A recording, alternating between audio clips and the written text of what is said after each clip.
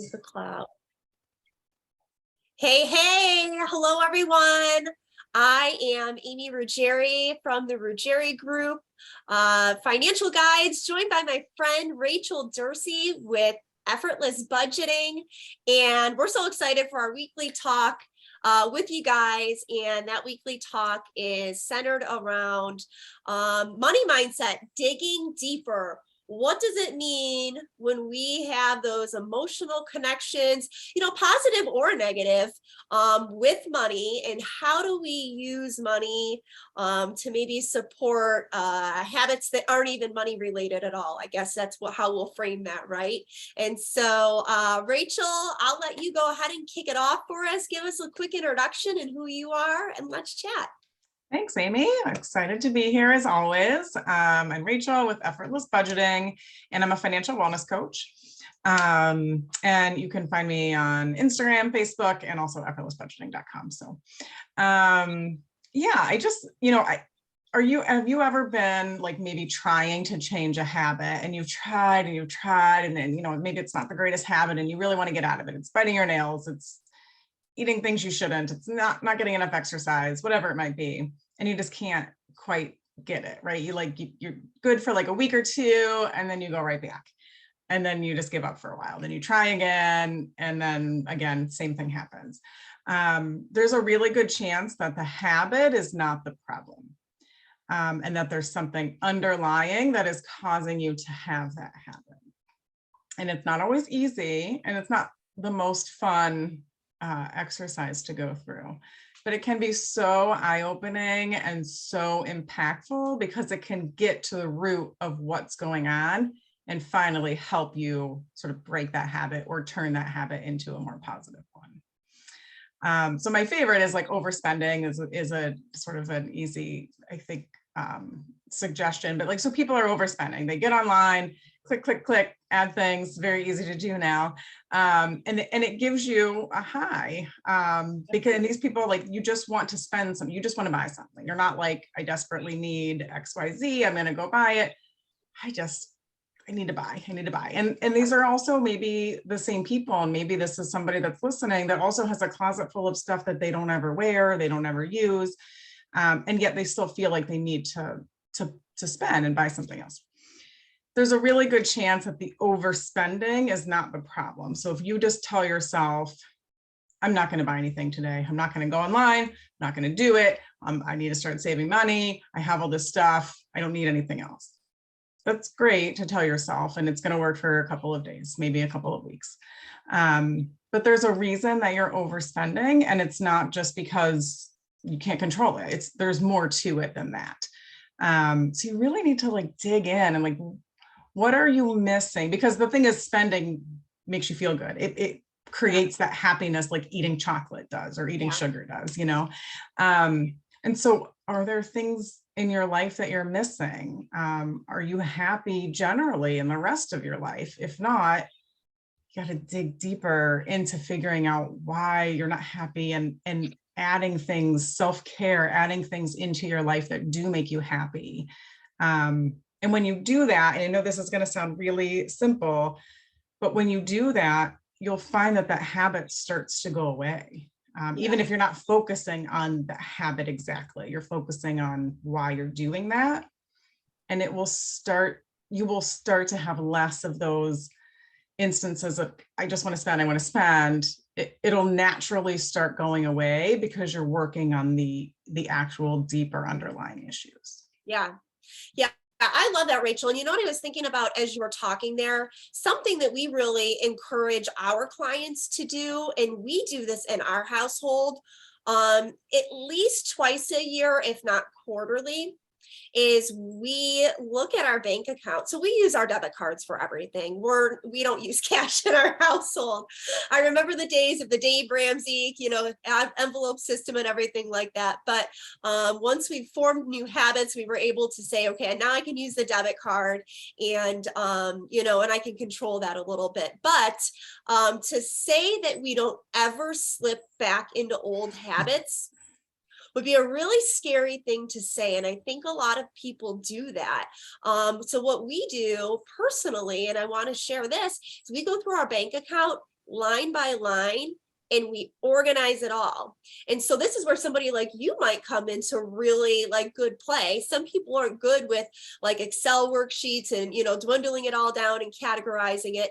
But we do that so that we can see the details and we can identify areas where, oh, wow, I didn't realize that spending was happening. I didn't realize during those moments of, stress, we all have stress in our lives. If you say you're never stressed, you don't know the definition of stress.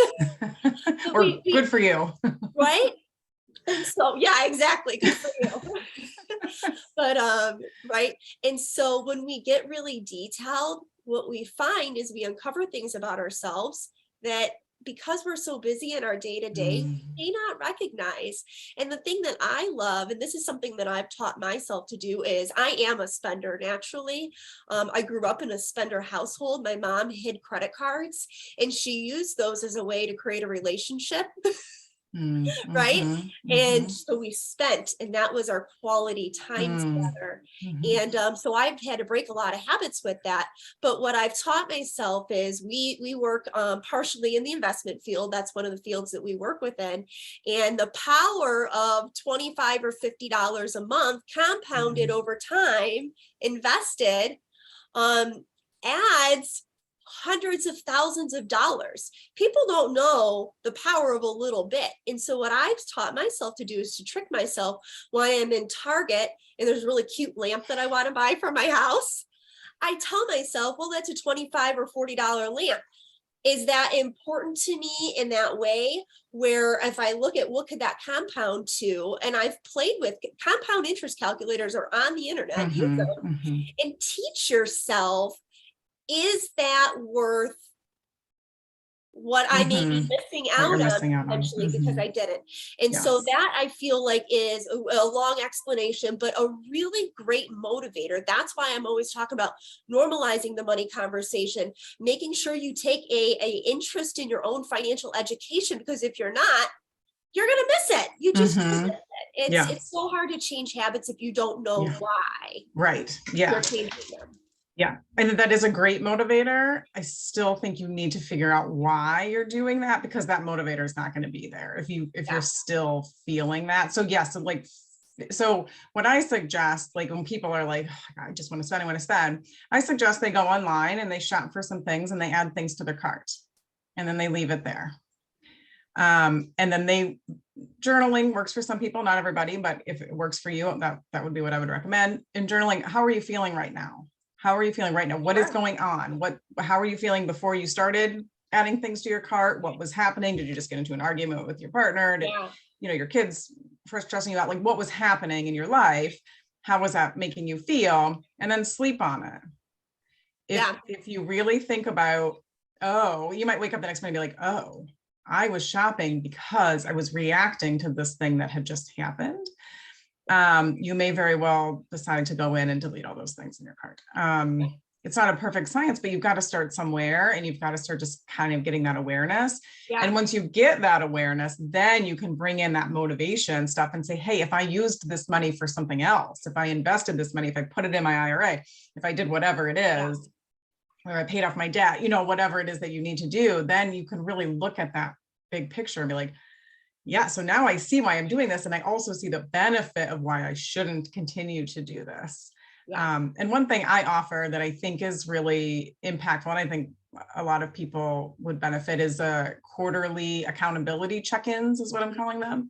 And so you can sign up and work with me and you just meet with me 4 times a year. So it's not for somebody who really needs a lot of help, but if you're somebody who just you said like, maybe they just not, they look at their account, but they need like a check-in, they need like accountability partner, they need that motivation. So to meet with somebody, whether it be your financial advisor, a coach, like somebody a couple of times a year, just to help keep that motivation, and somebody to ask questions to, and someone just to throw things off of, can just help you like stay organized, because staying organized is a really big piece of it. Yeah. Yeah. Real quick, Rachel, let's do a couple tips. I'm thinking of a couple tips off the top of my head, and I know you'll have a few too. Deleting apps off your phone. I know for me, that's been a big game changer. In the beginning of the pandemic, everything was online. That became very easy. It became a habit. Spending went up on unnecessary things. Also, things like removing things from your email list. I mean, I go through and unsubscribe because if they're marketing, if you understand marketing, marketing is very, very, you don't realize, right? And they know exactly how and what time and when, and they study trends, and they know when you are most vulnerable.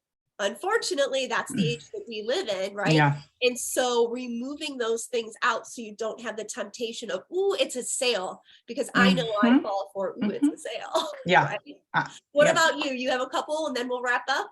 100% agree. Bath and Body Works is like my thing. I need the soap and I need the body wash, and then I open my closet and I'm like, wow, I've got enough to handle 5 families for the next 5 years. So Bath and Body Works. Yeah. So and also, like you said, like removing yourself from those email lists. That doesn't mean at some point you can't put yourself back on it, but at least for like a minute, like let's not do it. But my biggest advice is oftentimes people who are overspending or just generally have some bad habits, and those habits are making you feel good in that moment, but they don't make you feel good over time, which is why you keep doing it, is to really add self-care into your life.